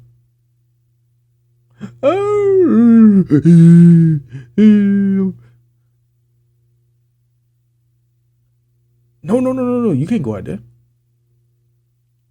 That's what he want. He wants y'all to come out there. Your friend is good as dead. Bree having a damn meltdown. I'm sorry.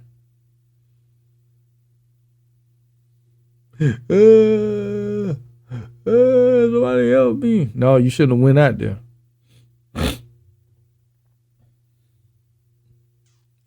Yeah, they ain't coming for you. And then, yep, there you go. It's not Lawrence had to paint.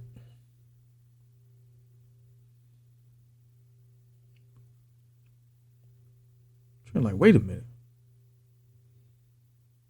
What is this motherfucker at?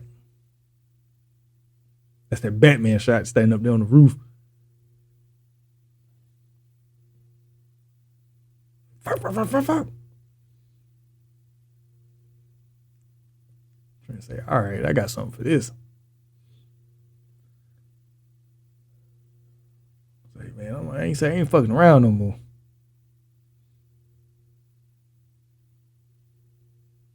Like, wait a minute, you had this the whole time?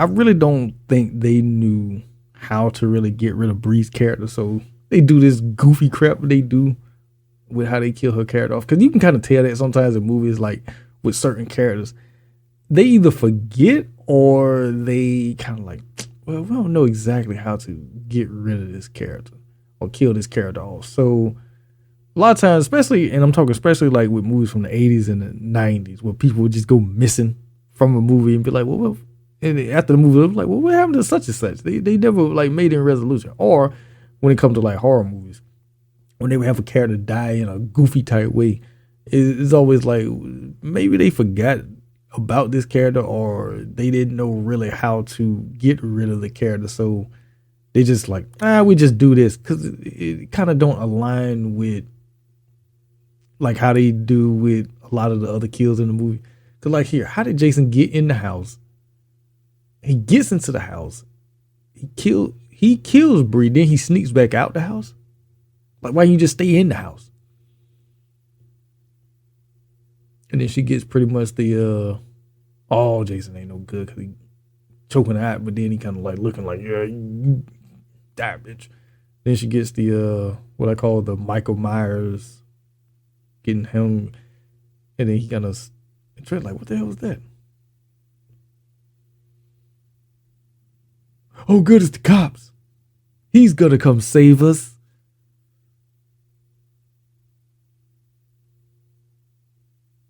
He's like, oh shit, it's the cops.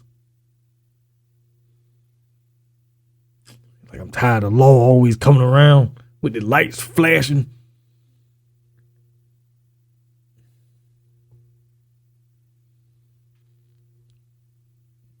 Like, I don't like cops. They always harassing me.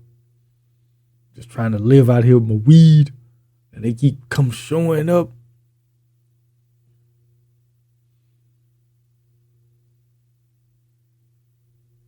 But yeah, like I was saying though, like they don't really know how to get rid of certain characters because it don't make no sense for Jason to sneak into the house, kill Bree, then sneak back out the house to go kill the cop. There's the police. Open up, goddammit.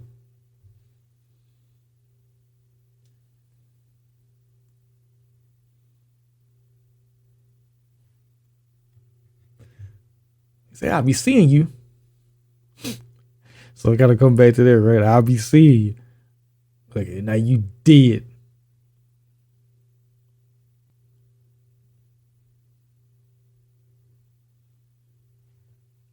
Get out of here. No, we got. Wait, what, you got a gun? Yeah, it's for protection. Oh.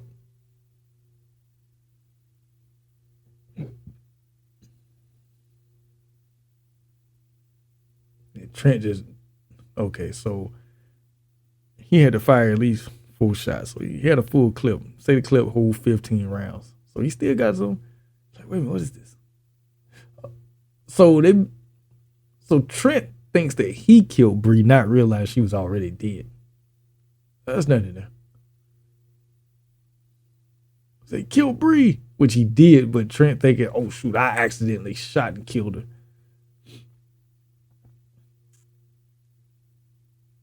Like, ah. But Trent did have the right idea, man. Let's get the hell out of here.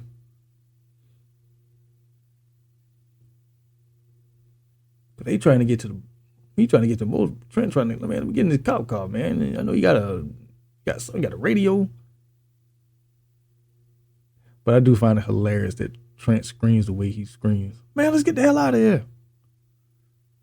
Yo. Ah. That boy was shook. And then he took on running. I thought you said, let's get out of here. You supposed to crank that car and took off. Trent just ran off on his own. He said, screw y'all.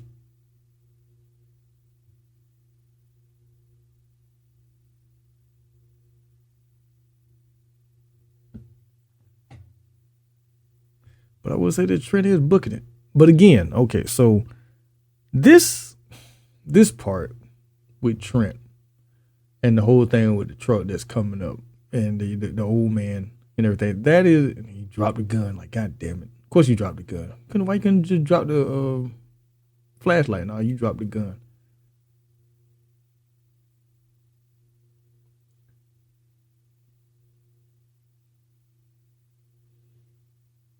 Trent say, bullshit. Hey, man, I gotta keep going. But no, this whole scene, this is very odd to me because I always wondered, did the old man see Jason? Or because why? Okay, he almost hit Trent ass. And this is the same truck from when Clay goes there to see the dude in the barn. You see the truck parked out front. You see it. But this scene is always kind of interesting because why he just didn't hold his head out and like, hey, come on, get in. But he just hold his arm out. Come on. And the way Trent is even looking is kind of weird. It's like he's taking too long. He could have, you were so in a hurry to get the hell out of there, but now you real cautious. It doesn't make sense.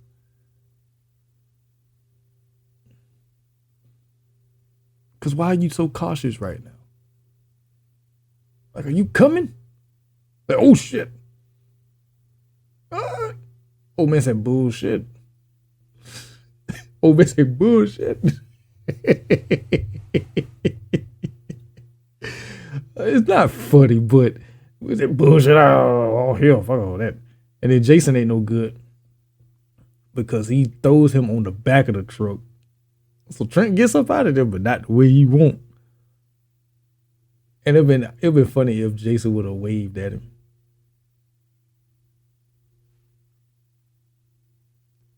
It would have been funny if Jason would have waved at it as the truck drove away.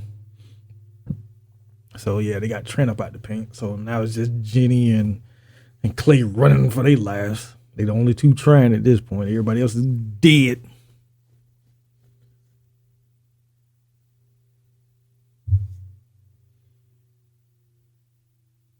So we end up back at Crystal Lake. So basically we back at the very beginning.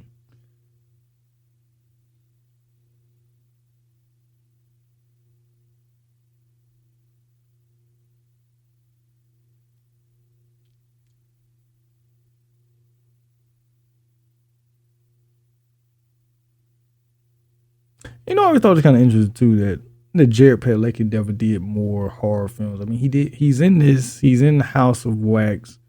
And I know with Supernatural and everything, it probably would have been a little hard to do. But I always wonder why he didn't do a little bit more horror related stuff.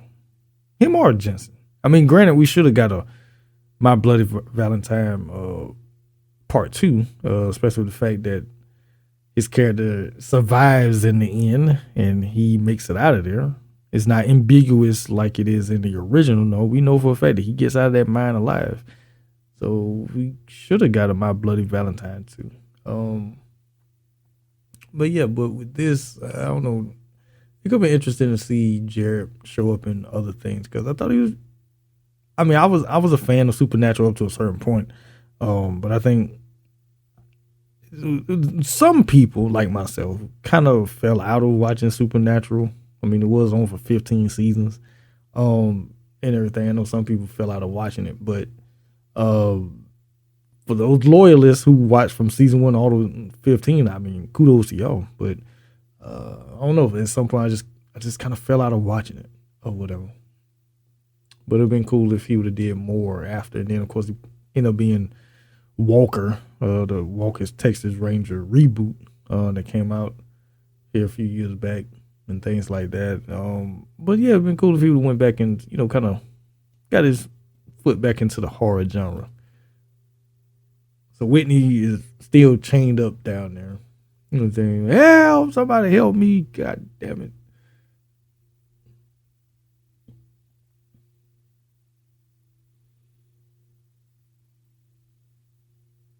It's a wheelchair. So is that wheelchair supposed to be a nod to Mark character from part 2?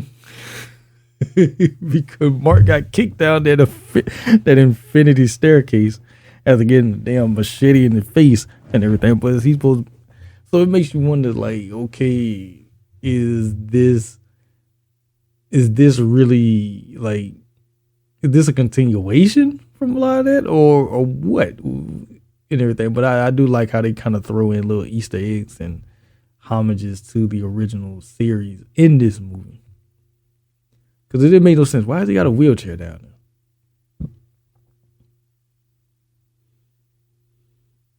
So, but again, they are in his property. They're on his property. So Jason can do whatever he chooses to do in his property. And there's the reunion, brother and sister.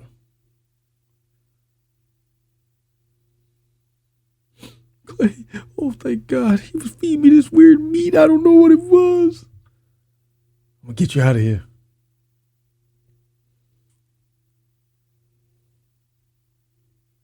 She's like, come on, we got to get the fuck out of here. Like, y'all can talk later.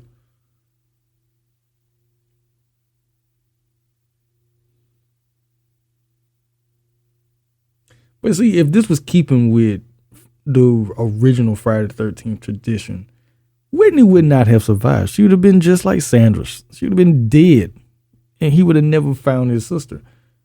But here they broke that tradition. And I think that's one thing I don't like about what they end up doing to Jenny's character. Because Jenny is the one that's been, going. She went along with Clay. They have like this chemistry and everything. But it's like once you get these three together, somebody had to be odd person out, and unfortunately Jenny is odd person out. And I always felt some type of way about that because it's like Jenny should have lived.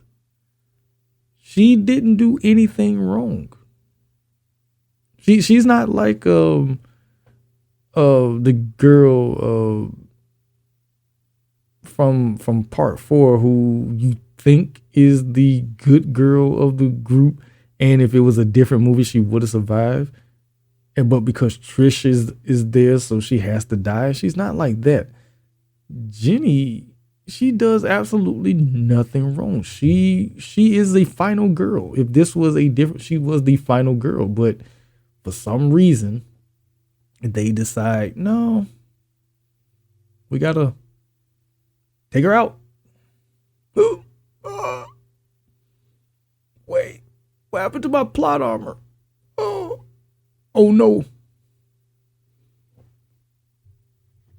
Yeah, so like I said, I always felt this certain type of way about, like, no, they shouldn't have killed Jenny off.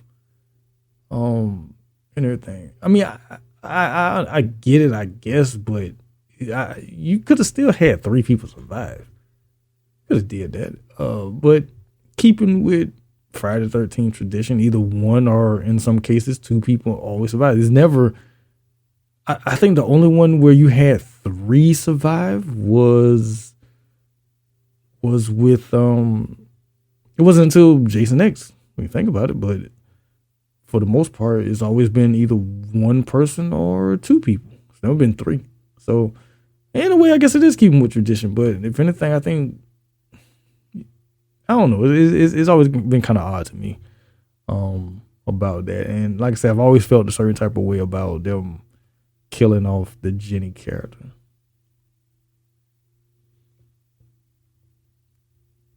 Okay, so now we get this crazy fight with Clay and Jason, and Clay gets the holy hell beat. This man should have been dead. Jason is smashing his head through the damn windshields of this dilapidated bus or whatever the hell that is.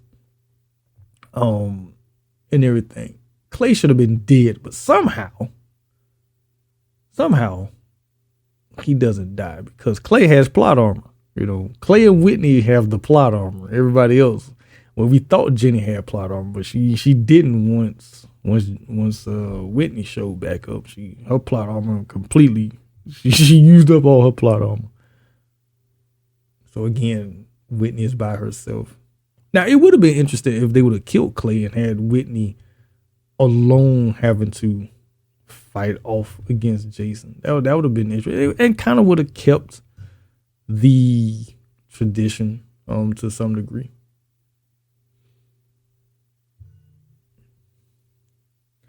Now Clay clearly has CTE. I mean, there's no question about that. After getting his head smashed in. See, this is what Mike should have did. Mike should have kicked the hell out of Jason when Jason had stabbed him and was trying to pull him down into that hole. But he don't do that. You know, look Clay like, oh, I'm all right. Whitney like, how the hell are you still alive? I thought you were dead. No, I just probably don't remember certain stuff from my childhood, but I'm all right.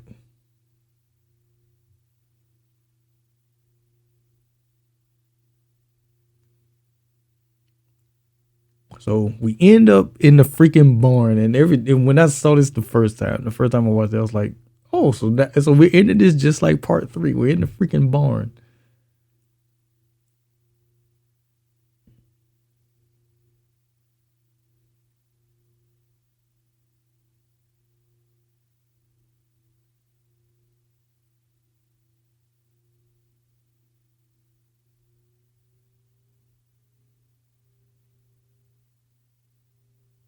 So Clay, so I always kind of like how they make it to where, you know, they build up the suspense with it, and that does keep in tradition with the Friday the 13th franchise. Build that suspense up. Now, where the hell exactly did Jason come from here? Because Clay turns around, he doesn't see it, but then he comes through the window, and that's very much from part 4. And everything when he grabs Corey Feldman through the window and everything. And now we getting another battle between these two. And it's like, damn, Clay, can you fight? Like, fight back. Like, you just as big as he is. Like, come on, man, fight. Oh, they say, you want to swing up? Hey, I got you. It's just my game right here. Huh. Jesus. There it is. Not Clay getting into it. Oh. Well, should know when the equipment gets turned on, you know somebody's going in there. Like, boy, you ain't built for this.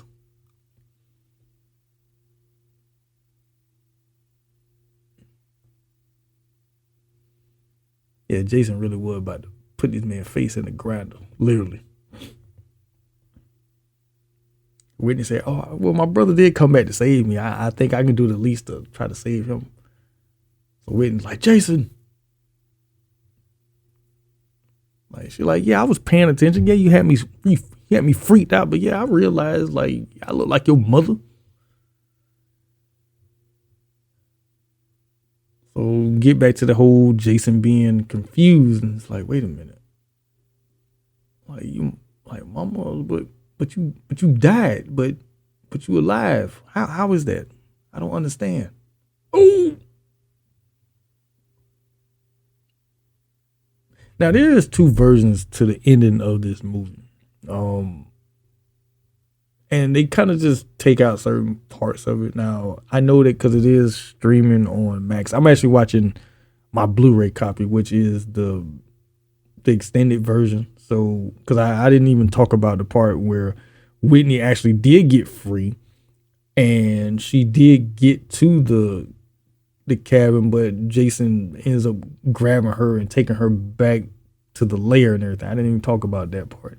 But with this ending here, where he's in the chain and is getting sucked back into the wood chipper basically, and everything, he's getting choked out, and how he's pleading with her and everything, and you find yourself kind of having sympathy for him, because to him she is his mother. In his mind, Whitney is his mother, and he's pleading with her to save him.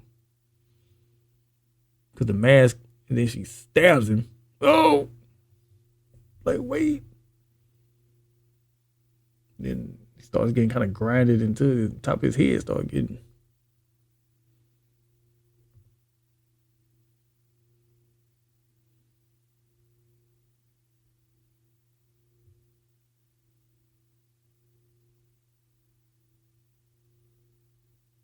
So he's dead.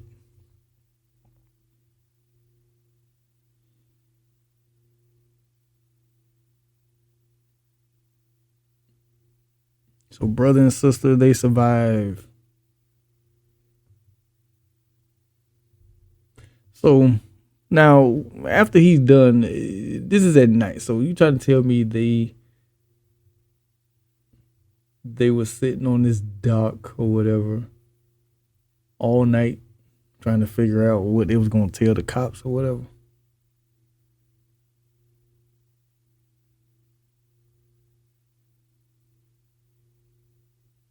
I always forget about this little montage they show, like basically all the different places, you know.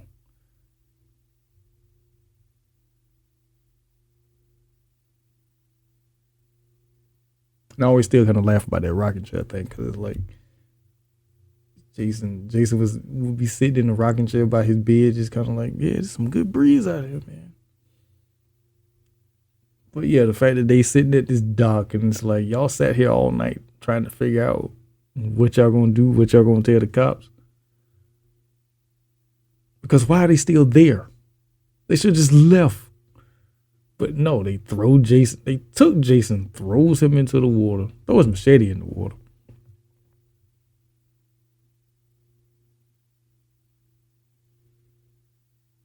But it's like y'all didn't have to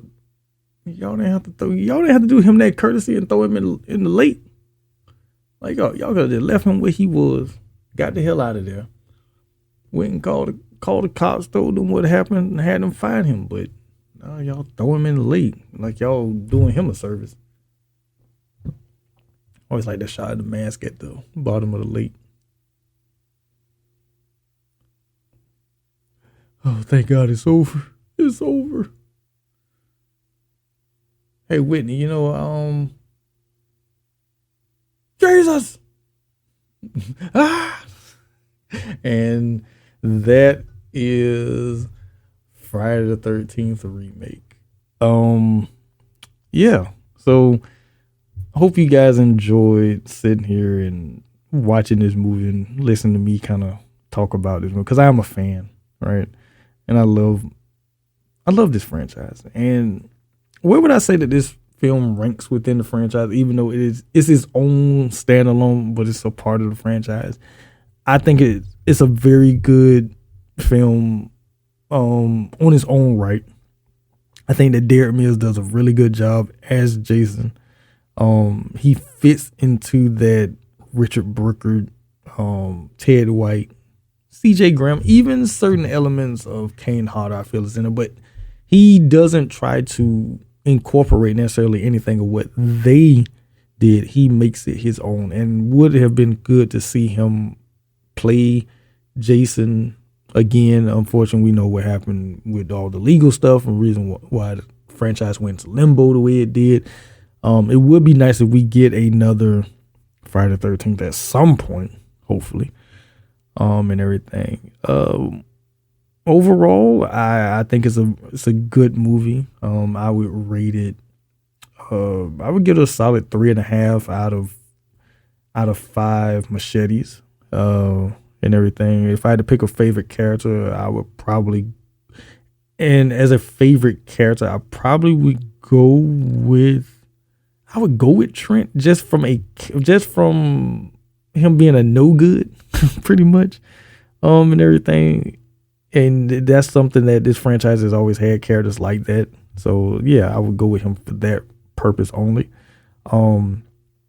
I think it succeeds in what could have been. We could have had, if all the legal stuff didn't happen with the franchise, we could have had a Friday the 13th that came out like every year or every 2 years after this movie came out, because I thought it does a very good job of incorporating what made the original what it was and everything. Do you have for you as listeners, what is your favorite Friday the 13th? You can hit me up on the socials on either Instagram or Twitter. Well, I would say Twitter more so. My personal page, The J Giles, or even the movie page, J Movie Talk. Let me know what your favorite Friday the 13th film is. Do you prefer the original franchise, or do you prefer the remake? Or are you someone like me that's in the middle where you like both? Also you can, if you're listening to this on YouTube, you can definitely, leave your comments about this movie and the franchise overall, down below. Rate, comment, subscribe, share with your friends, families, and everything like that.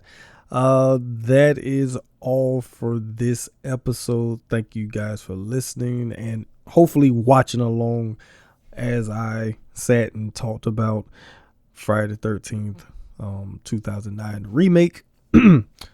And I will be back, like I said earlier in the episode, I will be back to continue on with Sports Movie Month as the next movie that I'll be doing, which will be White Men Can't Jump, where I'll be talking about Woody Harrelson and Wesley Snipes basically being some street ballers and some of the nonsense that they get into in that movie and everything like that. So yeah, I'm looking forward to doing that movie and talking about it because it is a favorite from when I was a child and everything like that.